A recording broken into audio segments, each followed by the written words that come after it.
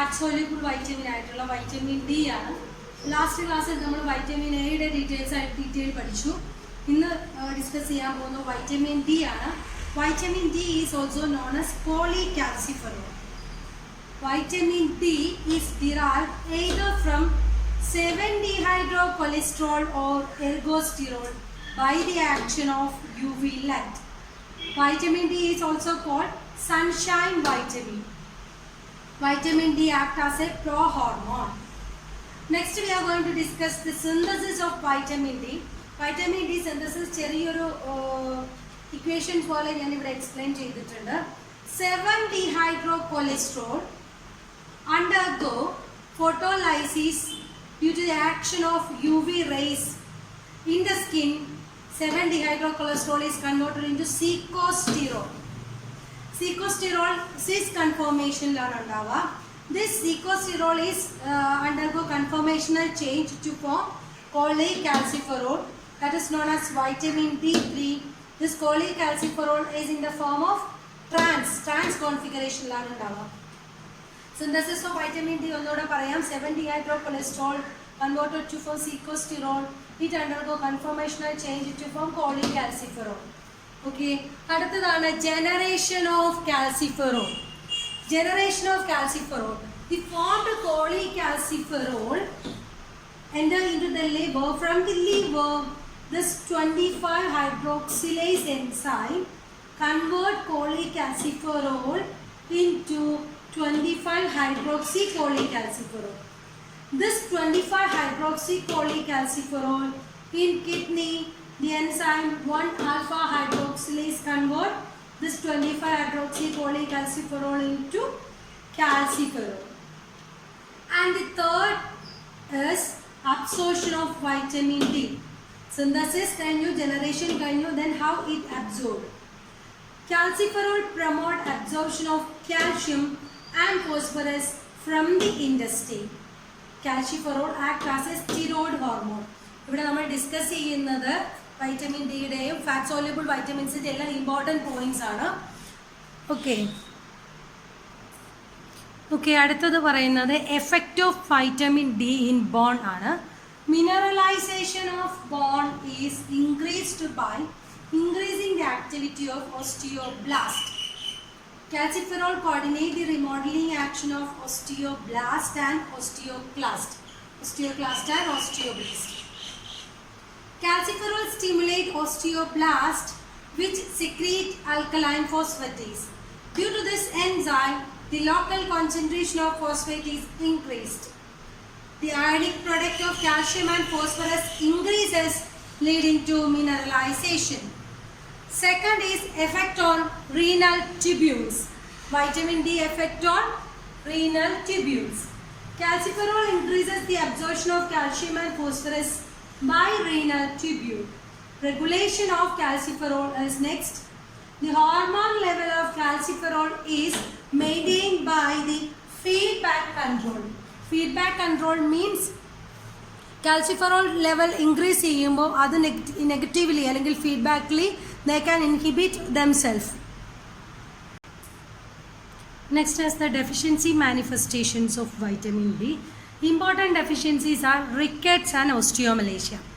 Rickets usually occurs in children, osteomalacia in adult. Deficiency may mainly occur in people who are not exposed to sunlight. Deficiency may be due to nutritional deficiency, malabsorption of vitamin D, abnormalities in vitamin D activity, deficient in renal absorption of phosphates. ഇത്രയും കാര്യങ്ങളൊക്കെ vitamin ഡിയുടെ ഡെഫിഷ്യൻസിയിലേക്ക് lead ചെയ്യാം. Vitamin D deficient ആയി കഴിഞ്ഞാൽ mainly വരുന്ന രണ്ട് diseases ആണ് rickets and osteomalacia. Rickets usually occurs in children and osteomalacia in adults. Next എന്താണ് റിക്കറ്റ്സ്, റിക്കറ്റ്സിനുണ്ടാകുന്ന ക്യാരക്ടറിസ്റ്റിക്സ് ഒക്കെ എന്താണ് അല്ലെങ്കിൽ അതിൻ്റെ സിംറ്റംസ് എന്താണെന്ന് ഡിസ്കസ് ചെയ്യാം. Rickets usually occurs in children's. Rickets patients' bones become soft and killable. Bone deformities occurs. The clinical manifestations include bowlegs, knock, knee, PG and chest, etc. And the next disease, osteomalacia, usually occurs in adult. Bone becomes soft, Increased osteoporosis. Patients are more prone to get fractures. ഈ ഒരു disease ഉള്ള ആളുകൾക്ക് കൂടുതലായിട്ട് fractures ഒക്കെ പെട്ടെന്ന് വരാനുള്ള chance ഉണ്ട്. കാരണം ബോണിൻ്റെ കട്ടി കുറഞ്ഞ് അത് സോഫ്റ്റായി മാറുകയാണ്. അപ്പോൾ ചെറിയ രീതിയിലുള്ള തട്ടലോ അല്ലെങ്കിൽ നടക്കുമ്പോഴോ ഒക്കെ ബോൺ പൊട്ടിപ്പോകാനുള്ള ഒരു ചാൻസ് വൈറ്റമിൻ ഡി ഡെഫിഷ്യൻ്റ് ആയിട്ടുള്ള പേഷ്യൻസിൽ കാണാറുണ്ട്. Next is the requirement of vitamin D. In children's 10 microgram per day, or we can explain by another unit, that is 400 international units per day. Next, in adult 5 to 10 microgram per day or 200 IU per day. Pregnancy and lactation, it is 10 microgram per day. Above the age of 16, it is 600 IU per day. Next is sources. The main sources are sunlight, fish, egg yolk, etc. Next, what is hypervitaminosis? When the level of vitamin D increase in our body, it will lead to hypervitaminosis. Above 1500 unit per day for a long period can cause toxicity. The symptoms include weakness, thirst, difficulty in speaking, weight loss, etc. These are the most important points of vitamin D. Next vitamin is vitamin E or tocopherol. This is also a fat soluble vitamin. Normal blood level is 0.5 to 1 mg per dl. Tocopherols or vitamin E are absorbed and transported as chylomicron. It is stored in adipose tissue. Vitamin E, most powerful natural antioxidant. Vitamin E boosts immune system, reduce the risk of atherosclerosis by reducing oxidation of LDL. And the main deficiencies of vitamin E is observed in rats.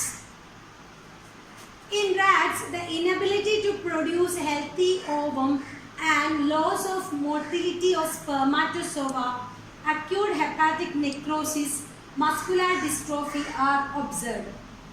Human deficiencies are not being reported, but muscular weakness, creatinuria are also reported.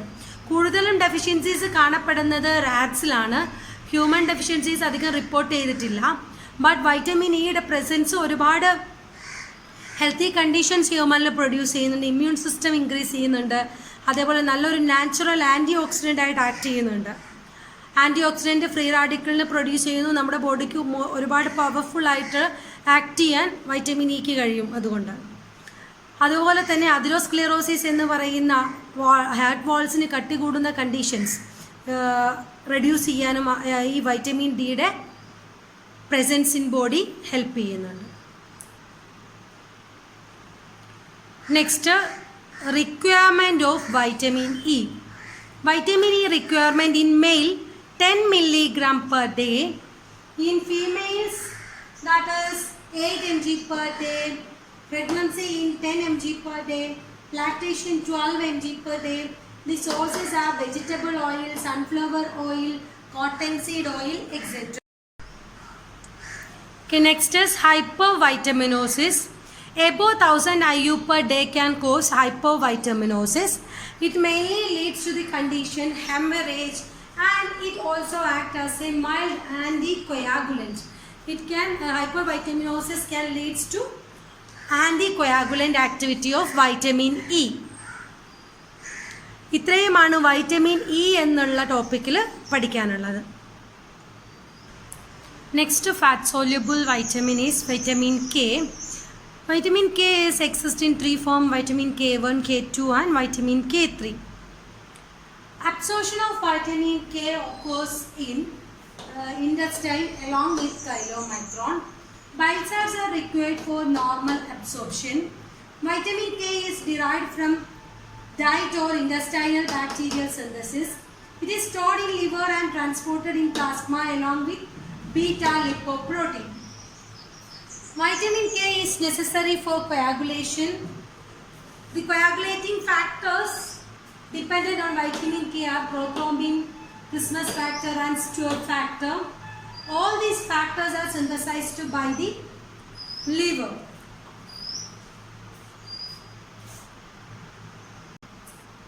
അടുത്തത് vitamin കെയുടെ deficiencies ആണ് പറയുന്നത്. Deficiencies include malabsorption of lipids. Malabsorption of lipids may lead to the deficiencies of vitamin K. This can result from the obstructive jaundice, chronic pancreatitis, etc. Prolonged antibiotics treatment may lead to the deficiency. Hemorrhagic disease of newborn is mainly due to vitamin K deficiency. Prolongation of prothrombin time and delayed clotting time is due to vitamin K deficiency. And next we are going to the requirements of vitamin K. Recommended dietary allowance is 50 to 100 microgram per day. This is usually available in normal diet. And next is the sources of vitamin K is mainly green leafy vegetables are good dietary source. Green leafy vegetables are good dietary source. And the next condition is hypervitaminosis. When the intake of vitamin K is increased, it may lead to hypervitaminosis. The main conditions are hemolysis, brain damage, etc. Okay, ഇത്രയുമാണ് fat soluble വൈറ്റമിനിൽ പഠിക്കാനുള്ളത്. Vitamin A, D, E and K. These are the most important fat soluble vitamin. എല്ലാ വൈറ്റമിൻസിൻ്റെയും sources, requirements and deficiency conditions തീർച്ചയായിട്ടും മനസ്സിലാക്കി വയ്ക്കുക. അതിൻ്റെ another names മനസ്സിലാക്കി വയ്ക്കുക.